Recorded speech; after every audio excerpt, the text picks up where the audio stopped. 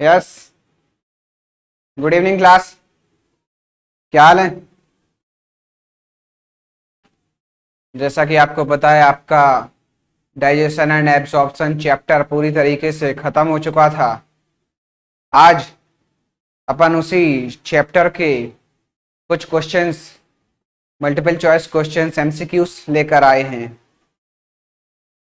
मुझे ऐसी उम्मीद है कि आपने बेहतर तरीके से पूरा ही चैप्टर अच्छे तरीके से पढ़ लिया होगा। इसीलिए ही जितने भी क्वेश्चंस आज मैं आपको कराने जा रहा हूँ, 50 क्वेश्चंस, 50 क्वेश्चंस में आज आपको उस चैप्टर्स के कराऊंगा। देखिए, बनाने को तो उसमें 500,000 क्वेश्चंस तक बनाए जा सकते हैं उस एक चैप्टर से। मेन क्वेश्चंस, मेन क्वेश्चन जो पिछले एग्जाम्स में पूछे जा चुके हैं या फिर आगे प्रोबेबिलिटी यानी कि चांसेस है कि आपके आगे पूछे जाएंगे, वो क्वेश्चंस मैं आपके लिए लाया हूं। ठीक है, तो आपको क्या करना है, वो क्वेश्चंस देखना है और कोशिश ये करनी है कि मेरे आंसर बताने से पहले ही आप लोग वो आंसर आपको पता हो, है ना? क्योंकि आप चैप्टर पढ़ चुके हैं, तो ऐसी मुझे उम्मीद है कि मेरे कराने से पहले ही आपको उसकी आंसर सब पता होंगे। ठीक है ना? Welcome to KCI. स्वागत है आप सभी राजा महाराजाओं का किसान कैरियर इंस्टीट्यूट में। ठीक है, देखो, पहला क्वेश्चन आप लोग देख पा रहे होंगे। पहला एक क्वेश्चन, पहला सवाल जो आप देख पा रहे हैं, मैंने आपको टीथ पढ़ाया था, दांत के बारे में ज्ञान दिया था, है ना? दांत के बारे में मैंने आपको पढ़ाया था, तो उसमें आपको डेंटल फॉर्मूला के बारे में मैंने आपको स्पेशली बताया था, साफ साफ बताया था कि भाई डेंटल फॉर्मूला के बारे में आप पढ़ेंगे और इम्पोर्टेंट है। कई क्वेश्चंस में पूछा जाता है, तो क्वेश्चन वही है, क्या है? Dental formula of adult man, है ना? मैंने आपको 3 कैटेगरी बताई थी, बच्चे का भी बताया था। 17 ईयर्स यानी कि जब बच्चा 17 साल का हो जाता, 17 बरस का हो जाता, उसका तब क्या होगा, और एडल्ट का क्या होगा। तो यहाँ पे कौन सा पूछा है आपका? एडल्ट मैन का, है ना? क्या पहला ऑप्शन जो आपने देखा वही दिखाई दे रहा है आपको? ठीक ऑप्शन क्या? एडल्ट मैन का मैंने आपको बताया था क्या? 2123/2123। ये क्या था भाई साहब? डेंटल फॉर्मूला था। दो क्या थे इसमें? इंसीजर्स, दूसरे नंबर फिर कैनाइंस, फिर प्रीमोलर्स, उसके बाद मोलर्स। बात समझ में आ गई होगी आपको, क्या है ना? 2123 ये एक क्वाड्रेंट का था। अगर 4 सेगमेंट्स में डिवाइड करते तो ये हाफ का था, है ना? क्या 2123/2123, 2123 चारों क्वाड्रेंट में कितने आपके बैठ रहे थे? 2123। ठीक है ना? तो एक का देखा जाए अगर तो कितना होगा? 2 1 3, 2 5 3 8, 8 यहां हो गए, 8 यहां हो गए, 8 यहां हो गए और 8 यहां हो गए। 8 चौको 32। टोटल क्या 32 दांत ही नहीं होते हैं? होते हैं कि नहीं होते हैं? टोटल कितने दांत होते हैं? 32 दांत यानी कि 32। तो हो गए ना पूरी आपके 32।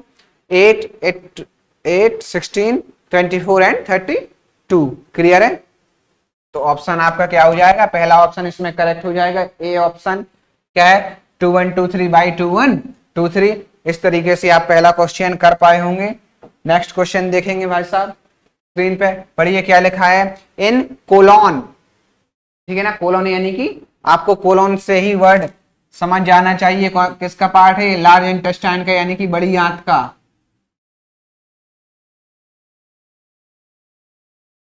किसका? लार्ज इंटेस्टाइन का, बड़ी आंत का पार्ट है ना? मैंने बताया था आपको ascending colon, transverse colon, descending colon. ठीक है ना? तो क्या कह रहा है? In colon construction of its wall form a series of small pockets called pockets. Word जैसे ही आ गया वैसे ही आपको तुरंत क्लियर हो जाना चाहिए। क्या? हॉस्ट्रा। क्या? हॉस्ट्रा। तो यहां आप ऑप्शंस देखेंगे, क्या पहला ही ऑप्शन इसमें क्या है? हॉस्ट्रा। क्या ऑप्शन है पहला? हॉस्ट्रा। करेक्ट आंसर क्या है इसका? ए, हॉस्ट्रा। ठीक है ना? बाकी के ये 3 आंसर से आपको कोई लेना देना नहीं है, क्योंकि ये क्या है भाई साहब? गलत है। करेक्ट ऑप्शन क्या है आपका? ए, हॉस्ट्रा। ठीक है ना, क्लियर हो गई होगी बात। आगे बढ़ेंगे, नेक्स्ट क्वेश्चन देखिएगा। PH pH of stomach in human is about. भाई इंसान के पेट का जो पीएच है वो क्या होता है? एसिडिक होता है कि बेसिक होता है कि न्यूट्रल होता है पेट का? तो आपको स्टोमक की बात हो गई तो तुरंत क्लियर हो जाना चाहिए क्या? स्टोमक में HCl यानी कि हाइड्रोक्लोरिक एसिड पाया जाता है। आ जाता है कौन सा? हाइड्रोक्लोरिक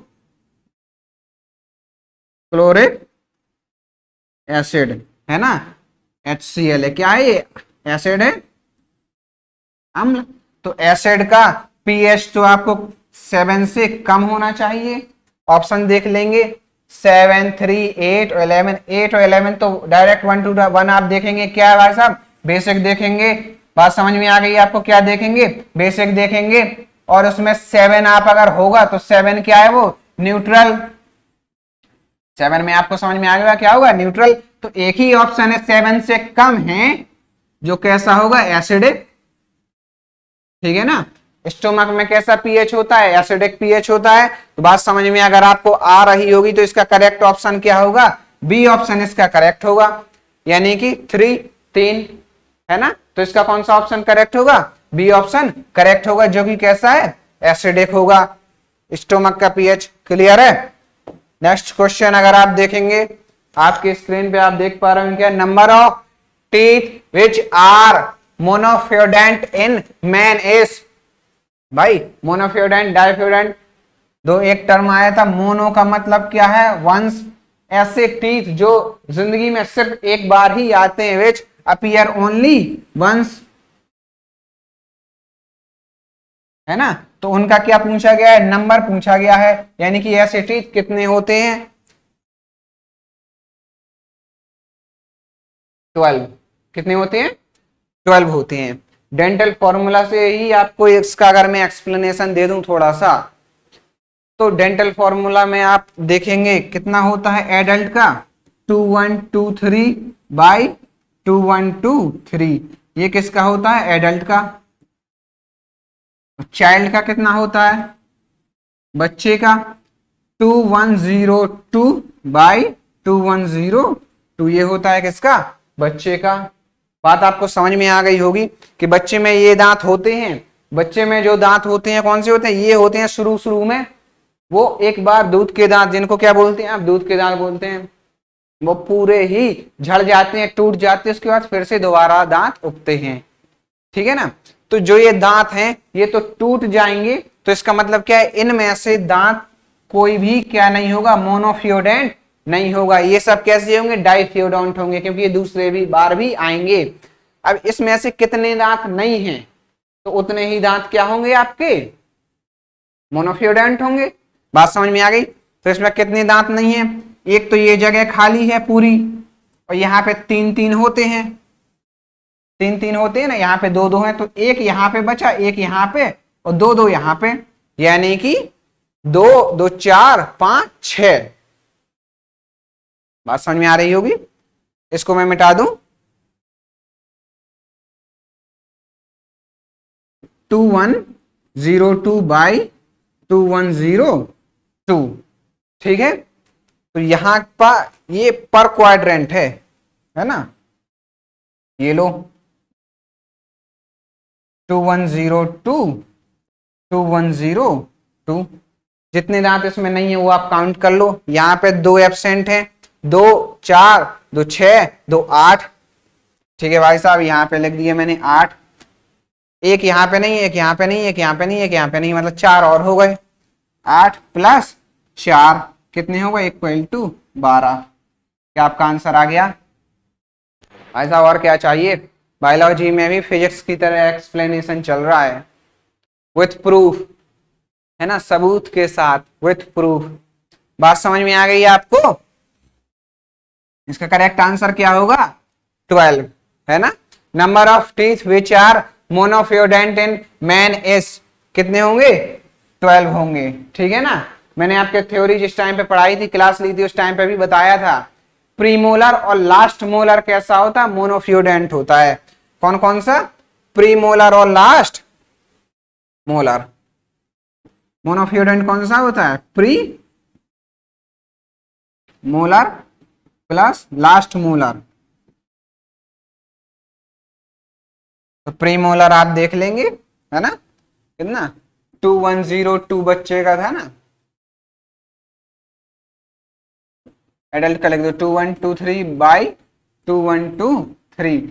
तो प्रीमोलर नहीं होते, प्रीमोलर क्या होते हैं? मोनोफ्यूडेंट। तो प्रीमोलर मतलब ये है ना, 2 और 2 4, और दूसरे और क्वाड्रेंट के लेंगे 4 दूनी 8, है ना, और लास्ट मोलर तो 4 और मोलर मान लो, ऊपर नीचे ऊपर नीचे, है ना।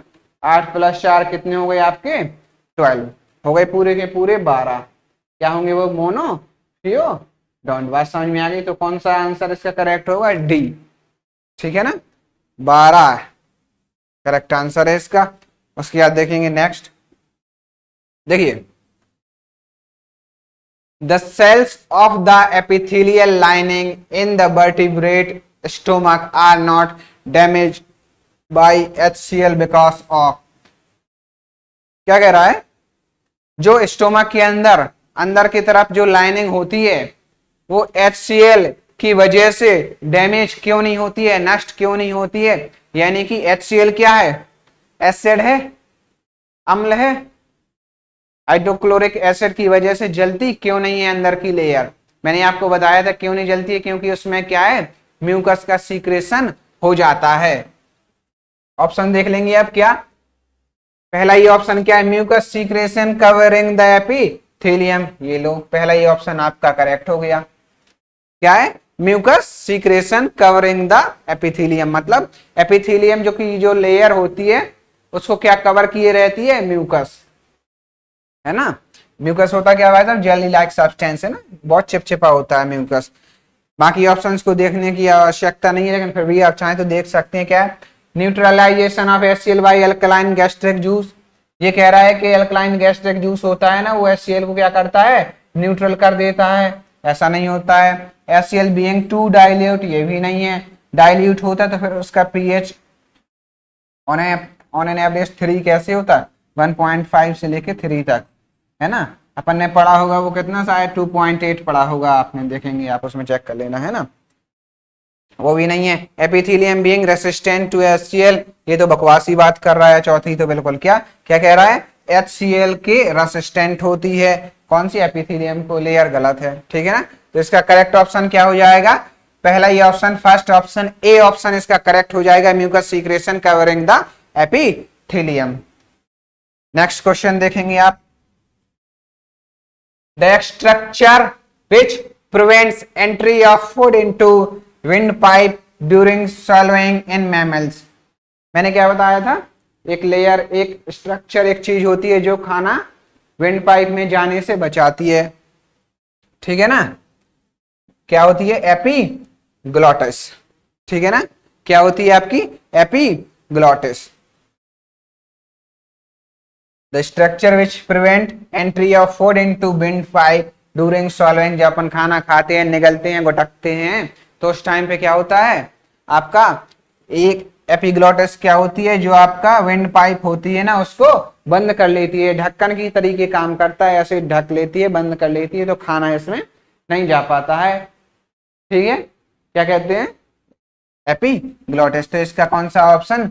सी ऑप्शन करेक्ट हो गया। कौन सा ऑप्शन करेक्ट हो गया इसका? सी ऑप्शन करेक्ट हो गया, ठीक है ना।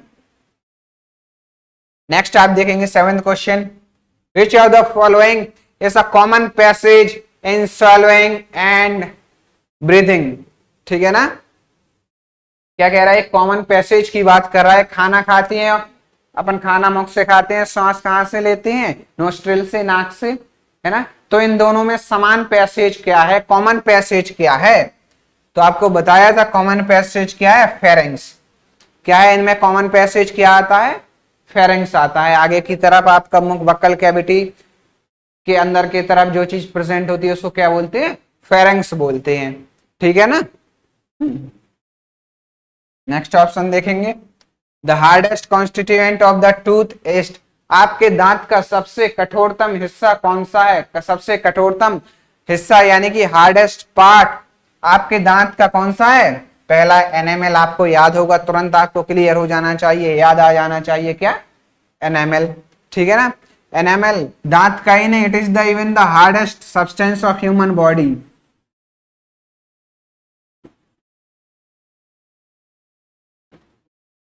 Hardest substance of human body क्या है, एनएमएल। एनएमएल क्या है, hardest substance of human body. Clear है। ऑप्शंस बाकी की अगर देखेंगे तो डेंटाइन, बोन, पल्प, है ना। डेंटाइन तो देख लो, बोन क्या है, बकवासी चीज दे दी है, बोन तो पूरे बॉडी में ही होती है, शरीर में ही होती है। ठीक है ना। 9th क्वेश्चन देखेंगे भाई साहब, types of teeth in humans. ठीक है ना, इंसान में जो टीथ होते हैं उनका टाइप्स को, उनको क्या बोला जाता है, कौन से टाइप के टीथ होते हैं, है ना। तो कौन से टीथ होते हैं, थीकोडोंट, है ना।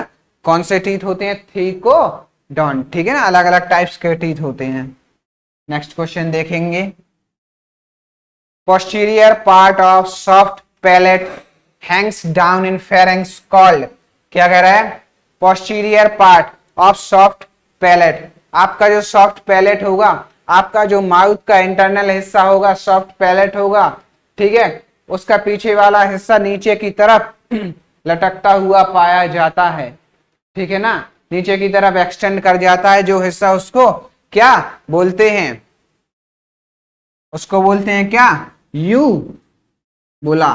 क्या बोलते हैं, यू बुला। यू बुला का ही दूसरा नाम क्या होता है, वेलम पेलाटी। तो ये आपका ये थर्ड ऑप्शन यानी कि सी ऑप्शन करेक्ट हो जाएगा। ठीक है ना, कौन सा ऑप्शन करेक्ट हो जाएगा आपका, सी ऑप्शन करेक्ट हो जाएगा, वेलम पेलाटी।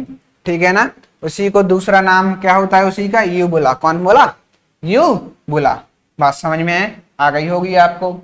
नेक्स्ट क्वेश्चन अगर आप देखेंगे, ठीक है ना, क्या कह रहा है, nasal chamber and buccal cavity are separated by, क्या कह रहा है भाई साहब, nasal chamber and buccal cavity are separated by, किसके द्वारा बटा हुआ होता है, पैलेट के द्वारा बटा हुआ होता है कि नहीं होता है ना। हार्ड पैलेट और सॉफ्ट पैलेट, वही तो डिफरेंस क्रिएट करता है, वही तो उनमें अंतर करता है। अगर आपका मुख बक्कल कैविटी फर्स्ट फ्लोर है, ठीक है ना, और आपका जो नेसल चैम्बर है, नेसल कैविटी है, वो सेकंड फ्लोर है, तो बीच की जो छत होगी ना, दीवार होगी, उसी को क्या बोल रहे हैं यहाँ पे, पैलेट, है ना। क्या होती है वो, पैलेट। तो इसका करेक्ट ऑप्शन कौन सा हो जाएगा आपका, बी ऑप्शन करेक्ट हो जाएगा इसका। ठीक है ना, क्या बी ऑप्शन करेक्ट हो जाएगा, यानी कि पैलेट करेक्ट ऑप्शन था उसका। नेक्स्ट क्वेश्चन क्या कह रहा है, मोनोफियोडोंट टीथ आर, है ना। मोनोफियोडोंट टीथ कौन कौन से होते थे, मैंने आपको बताया है अभी थोड़ी ही देर पहले, क्या है, प्रीमोलर्स और लास्ट मोलर, है ना। सभी मोलर नहीं होते हैं, सिर्फ आखिरी वाला दांत मोलर में, कौन सा, लास्ट मोलर, ये क्या है, मोनोफियोडोंट है ना।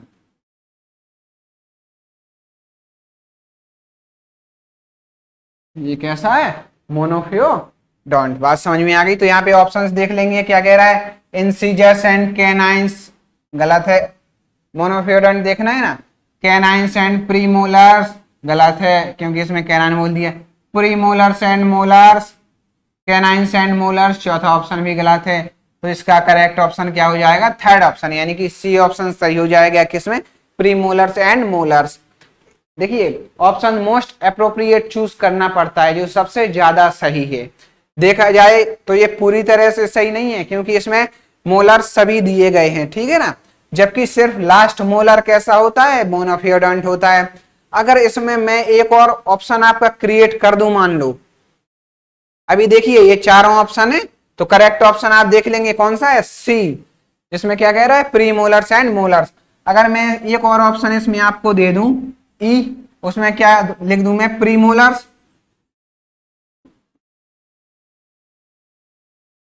Pre molars and last molar, ठीक है ना। तो अब आपका ये ऑप्शन सी वाला गलत हो जाएगा। अब कौन सा सही ऑप्शन हो जाएगा? ई, क्योंकि इसमें इसने ज्यादा अप्रोप्रिएटली बता दिया है क्या, प्रीमोलर एंड लास्ट मोलर को भी स्पेसिफाई कर दिया है। किसको? लास्ट मोलर को भी स्पेसिफाई कर दिया है। बात आपको समझ में आ गई होगी। आगे बढ़ते हैं। Ptyalin is secreted by dash and work in dash medium. क्या कह रहा है? टाइलेन, टाइलेन की बात हो रही है। टाइलेन आपको देख के ही समझ में आ जाना चाहिए, है ना। सेलिवरी एंजाइम है। क्या है? सेलिवरी एंजाइम, ठीक है ना। टाइलेन इज सीक्रेटेड बाय, किसके द्वारा सीक्रेट किया जाता है? सेलाइवरी ग्लैंड के द्वारा, and work in dash medium. कौन से मीडियम में? डैश मीडियम, यानी कि बेसिक मीडियम में काम करता है यहाँ पे, ठीक है ना। बेसिक कितना, सॉरी एसिड 6.8 से लेके कितना 7, है ना, 6.8 से लेके 7, ठीक है ना। हाँ, और बाकी ऑप्शन तो पूरी तरीके से गलत ही हो जाएंगे। क्यों? क्योंकि सेलिवरी ग्लैंड कहीं पे दिया ही नहीं गया है किसी ऑप्शन में। बात आपको समझ में आ गई होगी, है ना। किस मीडियम में काम करता है वो? 6.8 से लेके 7 पर। बात समझ में आ गई आपकी, ठीक है। तो इसका कौन सा ऑप्शन करेक्ट हो जाएगा? बी ऑप्शन उसका क्या हो जाएगा? करेक्ट हो जाएगा। क्लियर है? कौन सा ऑप्शन करेक्ट हो जाएगा? बी ऑप्शन करेक्ट हो जाएगा। Largest gland of the body, ये तो आंख बंद करके क्लियर हो जाना चाहिए। क्या है largest gland of the body? क्या है? लीवर। बहुत बार ये क्वेश्चन पूछा जा चुका है आपके एग्जाम्स में। Next question, best substance of saliva destroy harmful bacteria. ठीक है ना। क्या कह रहा है? आपके सलाइवा का, इंसान की जो लार होती है उसका कौन सा सब्सटेंस ऐसा होता है जो खाना में आ गए कीटाणु होते हैं, जो कीटाणु खाने में आ जाते हैं उसको खत्म करता है या नष्ट करता है, ठीक है ना। Which harmful substance of saliva destroy harmful bacteria. तो कौन सा सब्सटेंस होता है? लाइजोजाइम। कौन सा सब्सटेंस होता है आपके सलाइवा का जो हार्मफुल बैक्टीरिया को खत्म करता है? कौन सा सब्सटेंस होता है वो? लाइजोजाइम, ठीक है ना। कौन सा सब्सटेंस होता है आपका? लाइजोजाइम, ठीक है। नेक्स्ट क्वेश्चन अगर आप देखेंगे तो क्या है? कुफर cells are found in, Kupffer cells are found in liver. कहां पे? लीवर में पाई जाती हैं। कौन सी सेल्स? कुफर सेल्स, ठीक है ना। ना तो किडनी में पाई जाती है, ना हार्ट में पाई जाती है, ना कहां पे? ब्लड में पाई जाती है। करेक्ट ऑप्शन क्या हो जाएगा इसका? लीवर। क्या हो जाएगा करेक्ट ऑप्शन भाई साहब? लीवर हो जाएगा। In human beings sphincter of Oddi is situated in, human beings में स्फिंक्टर ऑफ ओडाई की बात करें तो कहां पे होता है? एम्पुला ऑफ वेटर, है ना। क्या कहां पे होता है? एम्पुला ऑफ वेटर, ठीक है। दूसरा नाम है इसका क्या होता है? हेपेटोपैंक्रिएटिक एम्पुला, हेपेटोपैंक्रिएटिक।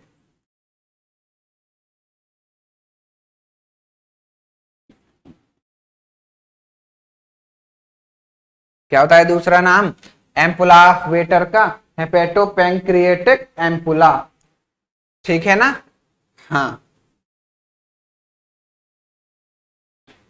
18 क्वेश्चन देखेंगे। She shaped widest part of intestine, intestine का सबसे चौड़ा हिस्सा जो कि सी के आकार का होता है, सी शेप्ड होता है, कौन सा होगा आपका?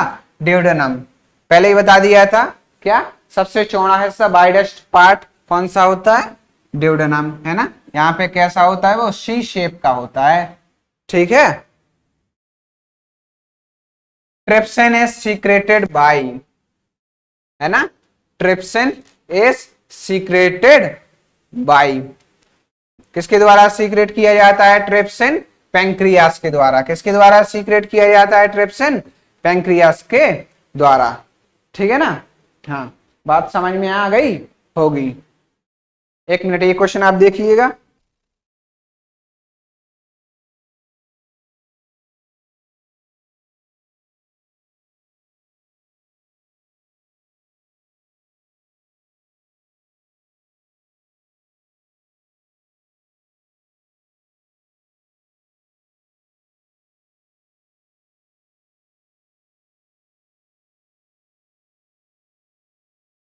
हाँ जी, ठीक है। हाँ, बता दिया ना ये क्वेश्चन क्या लिखा है। ट्रिप्सिन इज सीक्रेटेड बाय, किसके द्वारा सीक्रेट किया जाता है ट्रिप्सिन? पैंक्रियास के द्वारा। ठीक है, आगे बढ़ लो। कैसीन प्रेजेंट इन मिल्क, भाई ये तो बता ही दिया था। मिल्क प्रोटीन कौन सी होती है? कैसीन कौन सी होती है? मिल्क प्रोटीन, है ना। बात समझ में आपको आ गई होगी, इतना इतने लिखने से ही भाई क्या है कैसीन, क्या है प्रोटीन है ना। Casein present in milk which is a protein, क्या है कैसीन? प्रोटीन है, ठीक है ना, जो मिल्क में यानी कि दूध में पाई जाती है, ठीक है ना। प्रोटीन्स आर, नेक्स्ट क्वेश्चन देखेंगे क्या लिखा है। Proteins are broken down into amino acid in, किसमें? प्रोटीन कहां पे ब्रेक डाउन होती है? ये आपकी इंटेस्टाइन में ब्रेक डाउन होती है। कहां पे ब्रेक डाउन होती है? प्रोटीन्स का ब्रेक डाउन कहां पे होता है? Proteins are broken down into amino acid and intestine, ठीक है ना, क्लियर हो गया होगा। नेक्स्ट क्वेश्चन आगे की तरफ बढ़ेंगे। Which reserve food is consumed by man during starvation, क्या कह रहा है? कौन सा फूड है जो इंसान इस्तेमाल करता है जब वो भूख से तड़प रहा होता है, यानी कि अगर इंसान को बहुत दिनों तक खाना ना मिले या इसको खाना ना दिया जाए, जब आपको बहुत टाइम तक भूख लगी रहती है, पेट में खाना तो होता ही नहीं है, लेकिन फिर भी 2-4-5 दिन तक इंसान जीवित रह सकता है। वो इसीलिए रह सकता है क्योंकि फैट के फॉर्म में आपका बॉडी के अंदर जो है ना क्या हो जाता है, खाना स्टोर हो जाता है। किसके फॉर्म में? फैट के फॉर्म में स्टोर हो जाता है, ठीक है। कौन सा ऑप्शन है? ए ऑप्शन इसका करेक्ट हो जाएगा। Which reserve food is consumed by man during starvation, कौन सा? फैट, है ना। जब वो भूखा होता है इंसान, जब वो भूख से तड़प रहा होता है तो कौन सा फूड इस्तेमाल करता है? किसका? फैट का।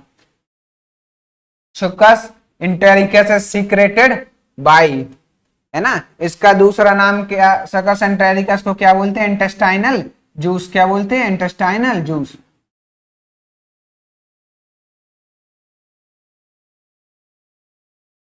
इंटेस्टाइनल जूस बोलते हैं इसको, ठीक है। इज सीक्रेटेड बाय, यहां पे आप देख लेंगे क्या है, गैस्ट्रिक ग्लैंड्स, गलत है। आइलेट्स ऑफ लैंगरहंस नहीं है, गॉबलेट सेल्स भी नहीं है इसका। Most appropriate answer, correct answer क्या है? सी ऑप्शन है, crypts of Lieberkuhn and Brunner's gland, ठीक है ना। क्या है ये? क्या सीक्रेट करता है? इंटेस्टाइनल जूस सीक्रेट करता है। इसका थर्ड ऑप्शन यानी कि सी ऑप्शन क्या हो जाएगा? इसका करेक्ट हो जाएगा, ठीक है ना। आगे बढ़ते हैं, क्या लिखा? Our food mainly contains, our food mainly contains, आपके फूड में, खाना में मेनली क्या चीज प्रेजेंट होती है? Our food mainly contains carbohydrate, क्या है? आवर फूड मेनली कंटेन्स क्या? कार्बोहाइड्रेट। क्या चीज आपके फूड में मेनली प्रेजेंट होती है? Carbohydrate. Next, stomach is the main site for the digestion of, ठीक है ना। क्या? Stomach is the main site for the digestion of, क्या है? प्रोटीन्स। इसका थर्ड ऑप्शन करेक्ट हो जाएगा, क्या? प्रोटीन्स, है ना। Stomach is the main site for the digestion of proteins,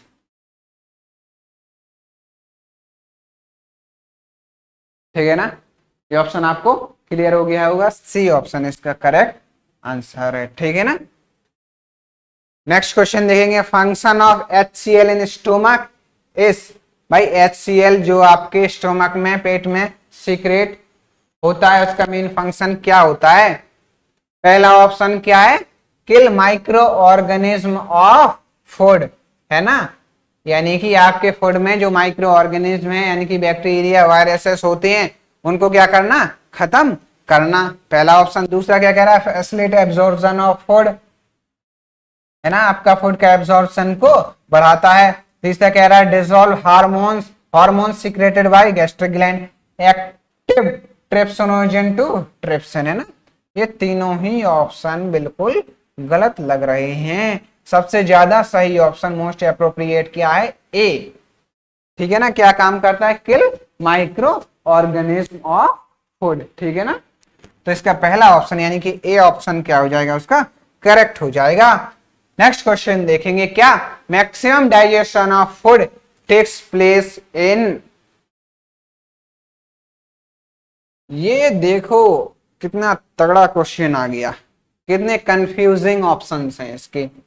maximum digestion of food takes place in, इसमें आप कंफ्यूज हो जाएंगे स्टोमक में और ड्यूडेनम में, ठीक है ना, हो रहे होंगे आप लोग। लेकिन इसका करेक्ट ऑप्शन क्या है, डी, फोर्थ ऑप्शन इसका क्या है, करेक्ट ऑप्शन है। ड्यूडेनम क्या है, स्मॉल इंटेस्टाइन का फर्स्ट पार्ट,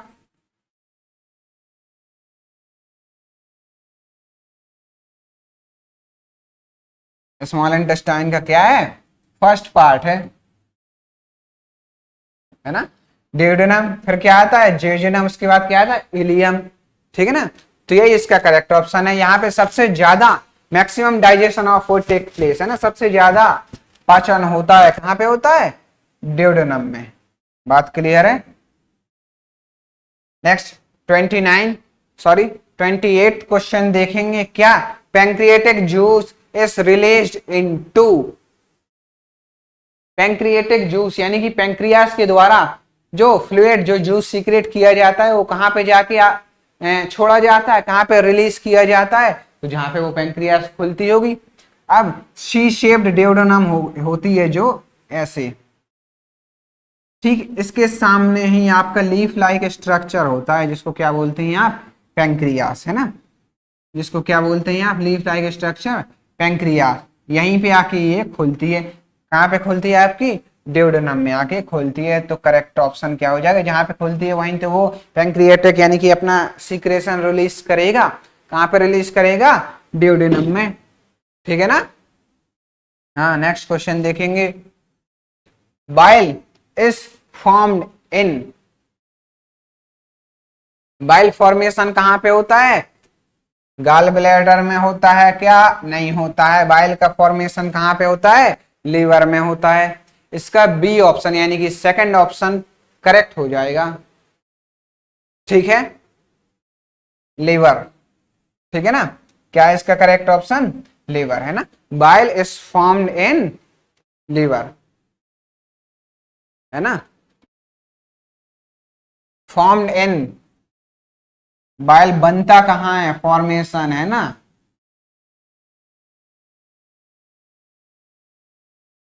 बनता कहाँ है, बाइल लीवर में, ठीक है ना। Bile is formed in liver. Next question, simple sugar of blood is, भाई ब्लड का सिंपल शुगर क्या है, ग्लूकोज, है ना। ब्लड शुगर किसको बोलते हैं, ग्लूकोज को बोलते हैं, ठीक है ना। क्या बोलते हैं ग्लूकोज को, क्या बोलते हैं, ब्लड शुगर, क्या बोलते हैं ग्लूकोज को, ब्लड शुगर बोलते हैं। क्या बोलते हैं ग्लूकोज को, ब्लड शुगर बोलते हैं, ठीक है ना। तो इसका डी ऑप्शन करेक्ट हो जाएगा, क्या सिंपल शुगर ऑफ ब्लड क्या है, ग्लूकोज है, ठीक है। नेक्स्ट क्वेश्चन देखेंगे, maximum number of enzymes occurs in, भाई सबसे ज्यादा नंबर ऑफ एंजाइम्स किसमें होती है, ओमनीवोर्स, हर्बीवोर्स, कार्निवोर्स, इन तीन में से किसमें होती है, ओमनीवोर्स, है ना, किसमें होती है, ओमनीवोर्स में क्या होती है, मैक्सिमम नंबर ऑफ एंजाइम्स होती है। म्यूकस इज सीक्रेटेड बाय, क्या कह रहा है अपन ने, म्यूकस किसके द्वारा सीक्रेट किया जाता है, स्टोमक, पहला ऑप्शन सही है, स्टोमक के द्वारा सीक्रेट किया जाता है। लेकिन आगे भी देख लो, ड्यूडेनम यानी कि स्मॉल इंटेस्टाइन ये भी थोड़ा बहुत करता है, लार्ज इंटेस्टाइन भी करता है, तभी तो भाई फीसेस का पैसेज इसी होता है, आसानी से डाइजेस्टेड एक्सक्रीटरी मटेरियल बाहर तक जाता है म्यूकस सीक्रेशन की वजह से। तो ये तो तीनों ऑप्शन करेक्ट। चौथा ऑप्शन देखेंगे, ऑल ऑफ दिस यानी कि इनमें से सभी। तो क्या यही ऑप्शन करेक्ट हो जाएगा, इनमें से सभी। यानी कि म्यूकस का जो सीक्रेशन होता है स्टोमक में भी होता है, डेवोडेनम में भी होता है और लार्ज इंटेस्टाइन में भी होता है। ठीक है, तो इसका फोर्थ ऑप्शन करेक्ट हो जाएगा क्या, ऑल ऑफ दिस, इनमें से सभी।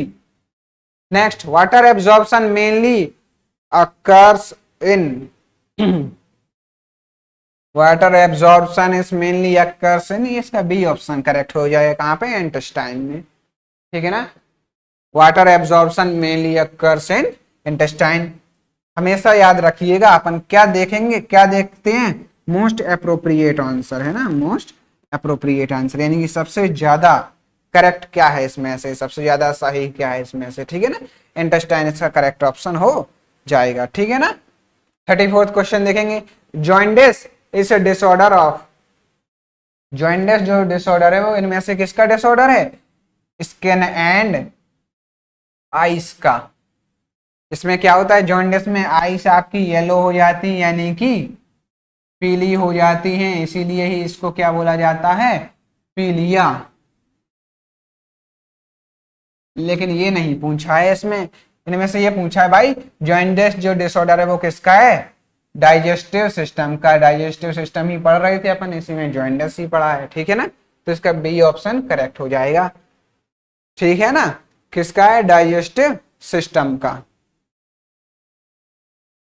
ठीक है, नेक्स्ट ऑप्शन देखेंगे। In stomach after physical and chemical digestion food is called, भाई in stomach after physical and chemical digestion, physical digestion मतलब मैस्टिकेशन ऑफ फूड, आपके दांतों के द्वारा जो खाना चबाया जाता है, दांतों के द्वारा जो खाना क्या किया जाता है, आपका चबाया जाता है। ठीक है ना, हाँ, उसको क्या बोला है, फिजिकल डाइजेशन। और उसमें जो डाइजेस्टिव जूस सलाइवरी एंजाइम्स मिल जाते हैं उसको क्या बोलते हैं आप, केमिकल डाइजेशन बोलते हैं। ठीक है, इन दोनों के होने के बाद जो फूड होता है उसको क्या बोलते हैं, काइम। क्या बोलते हैं, काइम, CHYME, क्या बोलते हैं उसको, काइम बोलते हैं उसको। ठीक है, नेक्स्ट क्वेश्चन देखेंगे। A person who is eating rice his food contains, यानी कि एक मनुष्य, एक व्यक्ति, एक सज्जन, एक महात्मा जो राइस यानी कि चावल खाते हैं, खा रहे हैं, उनके खाने में यानी कि उसके राइस में क्या होगा, क्या होगा उसमें, स्टार्च होगा। क्या होगा उसमें, स्टार्च होगा। ठीक है ना, क्या होगा उसमें, स्टार्च होगा। In mammals milk is digested, milk is digested by the action of, by the action of, ये ऑप्शन देख लेना, rennin, by the digestion by the action of rennin. ठीक है ना, अब रेनिन तो अगर आप देखेंगे इसमें से तो दो ऑप्शन है, ए भी और बी भी रेनिन है।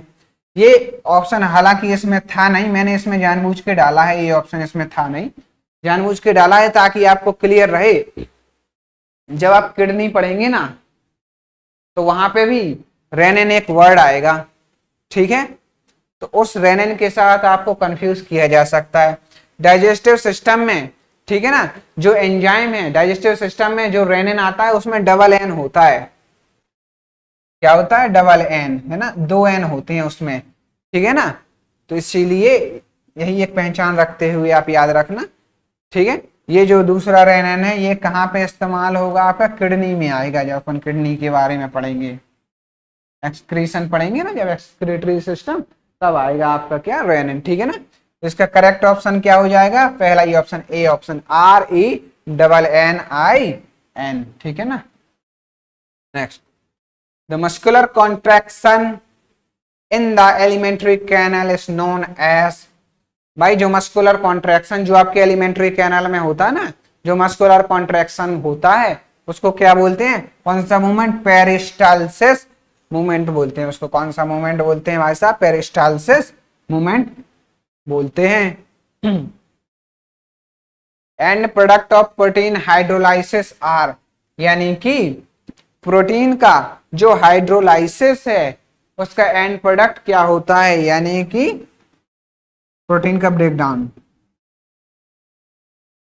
प्रोटीन का ब्रेकडाउन होगा तो क्या निकलेगा, क्या बनेगा, वही तो निकलेगा जिससे प्रोटीन बना होता है। तो प्रोटीन किससे बना होता है पता है आपको? एमिनो एसिड से।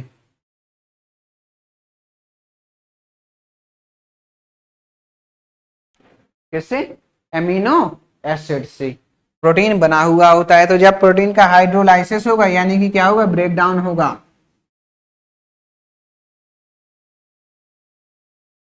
तो क्या बनेगा आपका? Amino acid. ठीक है ना? तो ये आपका पहला ऑप्शन करेक्ट हो जाएगा। क्या? Mixture of amino acid. ठीक है ना? Mixture of amino acid. ठीक है ना? बात आपको क्लियर हो गई होगी। तो क्या है इसका पहला ऑप्शन क्या हो जाएगा? सही हो जाएगा। ठीक है ना? नेक्स्ट क्वेश्चन आप देखेंगे आपकी स्क्रीन पर। Succus entericus is also called as, मैंने पहले ही बता दिया आपको क्या? Intestinal juice is also called as क्या? Intestinal juice. ठीक है भाई साहब। Next, bilirubin and biliverdin are bile pigments. मैंने पहले ही बताया था बिलीरुबिन एंड बिलीवर्डेन क्या होती हैं? आपके बाइल पिगमेंट्स होते हैं।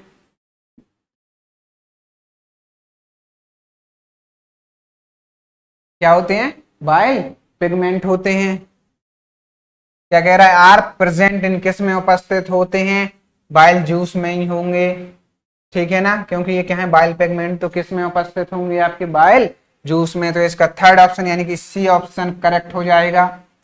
आगे देखेंगे भाई साहब, which should not be eaten too much during hot months. ठीक है ना? हॉट मंथ्स में क्या है? गर्मियों के दिनों में, गर्मियों के महीनों में ज्यादा नहीं खाना चाहिए। क्या? फैट नहीं खाना चाहिए ज्यादा, है ना? ज्यादातर क्या नहीं खाना चाहिए? फैट नहीं खाना चाहिए। उसका रीजन क्या है? जब अपन फैट खाते हैं ना तो अपने स्किन के अंदर, अपने खाल के नीचे फैट डिपॉजिट हो जाता है, यानी कि फैट का जमा हो जाना। ठीक है ना? फैट जमा हो जाता है आपके स्किन के नीचे। जब फैट जमा हो जाता है तो फैट किसकी तरह काम करता है? Fat act as good insulator of heat. Insulator of heat. क्या? फैट, है ना? फैट किसकी तरह काम करता है? इंसुलेटर ऑफ हीट, यानी कि हीट का, गर्मी को एक जगह से दूसरी जगह जाने नहीं देगा। तो मान लो, इमेजिन करिए फैट आपने खूब खा लिया, अगर आपके खाल के नीचे जमा हो गया तो आपके शरीर के अंदर जो गर्मी उत्पन्न हो रही है, जो गर्मी पैदा हो रही है, वो बाहर नहीं निकल पाएगी। तो इसकी वजह से क्या होगा? आपको बहुत ज्यादा गर्मी लगेगी। ठीक है ना? तो इसीलिए गर्मियों के दिनों में ड्यूरिंग हॉट मंथ्स क्या नहीं खाना चाहिए? फैट नहीं खाना चाहिए। ठीक है, आगे बढ़ेंगे। नेक्स्ट क्या लिखा है? Protein are mainly required in the body for. Protein का काम क्या होता है? Growth and repair. Growth and repair.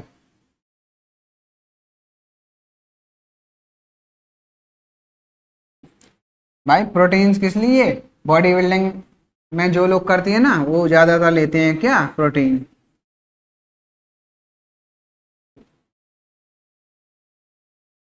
ठीक है, क्या करते हैं जो लोग बॉडी बिल्डिंग करते हैं। ठीक है ना? हाँ, क्यों? क्योंकि वो क्या करती है? मसल को बिल्ड करती है, ग्रो करती है, और जो टूट फूट हो जाती है उसको रिपेयर भी करती है। ठीक है, तो दोनों ही ऑप्शन इसके करेक्ट है। थर्ड ऑप्शन देखेंगे क्या है इसमें? Both A and B is correct. ठीक है ना? Both A and B are correct. ठीक है ना?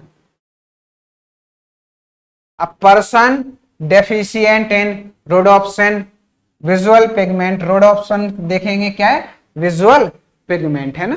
विजन का मतलब क्या होता है? आपकी नजर से रिलेटेड है चीज, है ना? आई से, नजर से। ठीक है ना? विजन से। विजुअल पिगमेंट शुड टेक, है ना? जिसके पास भाई रोडोप्सिन की कमी है, विजुअल पिगमेंट की कमी है, तो साफ साफ समझ में आपको आ रहा होगा क्या लेना चाहिए? Vitamin A.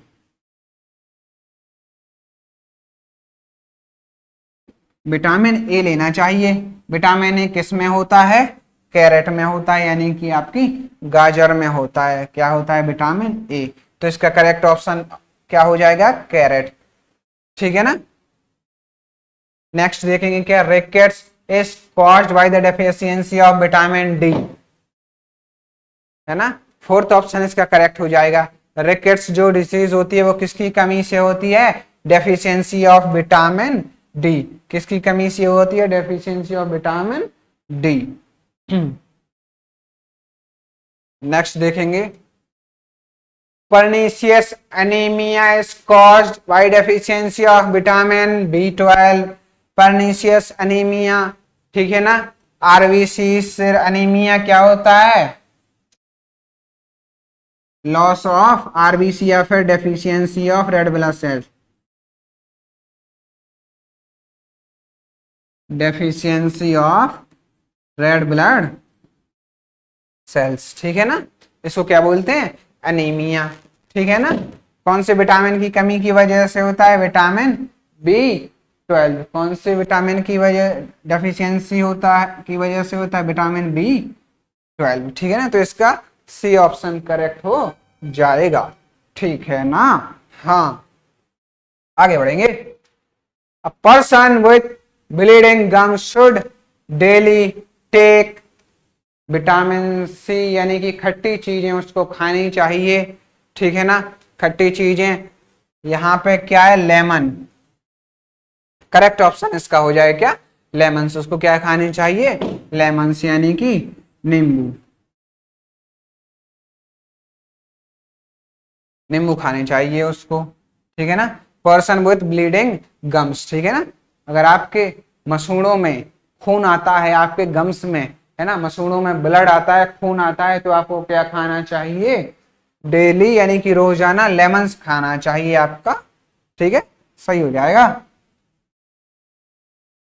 Vitamin which induces maturation of RBC, कौन सा विटामिन है ये, अभी पिछला जो क्वेश्चन देखा ना पर्नीशियस अनीमिया वाला, वही सेम क्वेश्चन है, ये समझ लो, ठीक है ना। कौन सा विटामिन है जो आरबीसीज को मैच्योर कराता है, आरबीसीज को डेवलप कराता है, मैंने आपको पहले ही बताया था, क्या, विटामिन B12, क्या, विटामिन B12 क्या करता है, आपका आरबीसी मैच्योरेशन में हेल्प करता है, कौन सा, विटामिन B12, यानी कि आपका सी ऑप्शन करेक्ट हो जाएगा, ठीक है ना। नेक्स्ट देखेंगे, marasmus, marasmus disease cause due to protein deficiency, पहला ऑप्शन करेक्ट हो जाएगा। मरासमस जो पढ़ा था ना आपका, मेल न्यूट्रिशन का केस था, किसका केस था आपका, मेल न्यूट्रिशन का,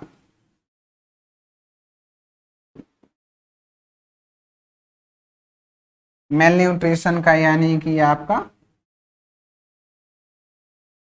कुपोषण का जो आपने केस पढ़ा था ना, किसका, कुपोषण का जो केस पढ़ा था ना, है ना। तो किसकी वजह से होता था, प्रोटीन डेफिशिएंसी की वजह से, यानी कि आपका पहला ऑप्शन, ए ऑप्शन क्या हो जाएगा आपका, करेक्ट हो जाएगा, ठीक है ना। हाँ, ठीक है, आगे बढ़ते हैं। लास्ट क्वेश्चन आ गया अपना, क्या, द टॉक्सिक सब्सटेंसेस आर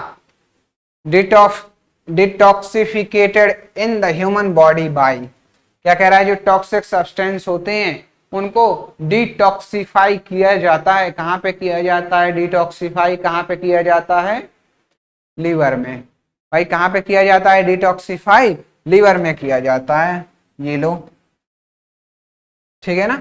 हाँ, डिटॉक्सिफिकेशन कहाँ पे किया जाता है, लीवर में किया जाता है। जो भी जहरीले सब्सटेंस होते हैं, टॉक्सिक सब्सटेंस होते हैं, उनको डिटॉक्सिफाई कहाँ पे किया जाता है, आपका लीवर में किया जाता है, ठीक है ना। तो यहाँ पे अपना चैप्टर पूरे तरीके से ये खत्म हो जाता है, ठीक है ना। तो यहाँ पे अपन ने digestion and absorption, digestion and absorption chapter पढ़ा, ठीक है ना।